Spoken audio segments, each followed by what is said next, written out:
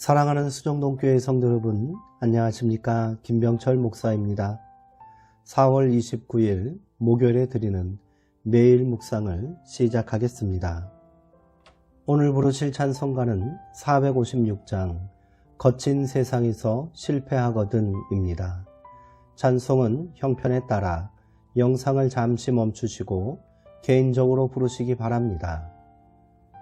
하나님의 말씀은 로마서 11장 29절에서 33절까지 말씀입니다. 신약성경 914쪽에 있습니다. 이제 제가 하나님의 말씀을 강독하겠습니다. 이것은 하나님의 말씀입니다. 하나님의 말씀에 경청하시기 바랍니다. 하나님의 은사와 부르심에는 후회하심이 없느니라. 너희가 전에는 하나님께 순종하지 아니하더니 이스라엘이 순종하지 아니하므로 이제 긍휼을 입었는지라. 이와 같이 이 사람들이 순종하지 아니하니 이는 너희에게 베푸시는 긍휼로 이제 그들도 긍휼을 얻게 하려 하심이라. 하나님이 모든 사람을 순종하지 아니한 가운데 가두어 두심은 모든 사람에게 긍휼을 베풀려 하심이로다. 깊도다 하나님의 지혜와 지식의 풍성함이요 그의 판단은 헤아리지 못할 것이며 그의 길은 찾지 못할 것이로다. 아멘.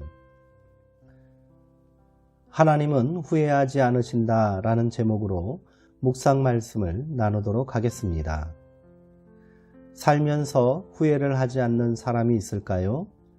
인생을 마음대로 좌지우지할 수 있는 사람은 아무도 없습니다. 그저 주어진 여건과 시간 속에서 최선을 다할 뿐입니다만 인간은 순간순간 변화하는 환경과 시간 속에서 아무것도 자신할 수 없습니다. 그래서 선택에 신중할 수밖에 없습니다. 그렇다고 항상 좋은 선택을 하는 것도 아닙니다. 신중함이 지나치면 선택의 기회를 잃어버릴 수도 있고 깊이 숙고하고 행동한다 해도 후회가 있을 수 있습니다. 하지만 지난 세월을 돌아보면 실패도 있고 후회도 있지만 그런대로 인생의 긴 행로에서 크게 벗어나지 않았다는 생각이 듭니다. 그래서 삶은 신비라고 말하는 것이 아닐까요? 우리의 의도대로 되지는 않았지만 실패처럼 보이던 일이 시간이 지난 후에 우리를 세워진 계기가 될 때도 있고 성공처럼 보이던 일 때문에 우리 삶이 어그러지기도 합니다. 결국 씁쓸한 실패의 기억과 달콤한 성공의 기억이 날줄과 시줄이 되어 짜여내진 결과가 지금 나의 모습이 아니겠습니까? 그런 의미에서 바울이 고백한 바 하나님을 사랑하는 자, 곧 그의 뜻대로 부르심을 입은 자들에게는 모든 것이 합력하여 선을 이루느니라 라는 말씀이 우리에게 큰 위로와 힘이 됩니다. 모든 것이라 함은 우리가 긍정적으로 받아들이는 일과 부정적으로 받아들이는 일들이 다 포함되어 있습니다. 우리의 성공과 실패, 탁월한 선택과 덧없는 후회가 다 의미가 있습니다.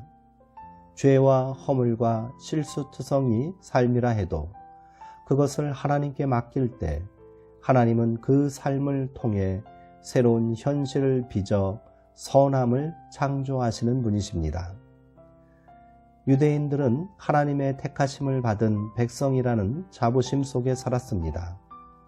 그 자부심을 지탱하기 위해 그들은 율법을 선택했습니다.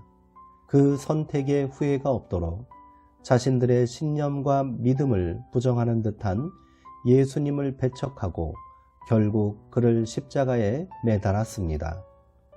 그것이 율법에 반하는 불법적인 행위이며 죄악임을 그들이라고 왜 몰랐겠습니까? 자신들의 선택은 항상 의롭고 옳은 것이라는 아집과 편견이 유대인들의 발목을 잡은 것입니다. 결국 그들은 구원으로부터 멀어지고 말았습니다. 그렇다고 애초에 유대인을 선택하신 것이 하나님의 실수라고 말할 수 없습니다. 오히려 유대인들의 실패로 인해 복음이 만민에게 전파되는 놀라운 역사가 일어나게 되었다고 바울은 주장하고 있습니다. 그의 주장이 타당하고 설득력이 있느냐는 차치하고 이 사실이야말로 하나님께서 주권적으로 행하신 구원의 신비이며 부르심의 결과라는 사실을 부인할 수 없습니다. 바울은 이 은혜로운 구원의 역사가 밝히 드러남으로 인해 유대인들이 시기하게 되었다고 말했습니다.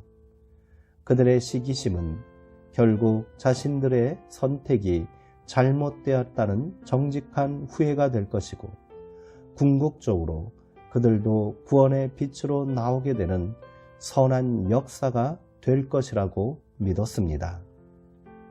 그래서 복음은 하나님의 능력이며 신비인 것입니다.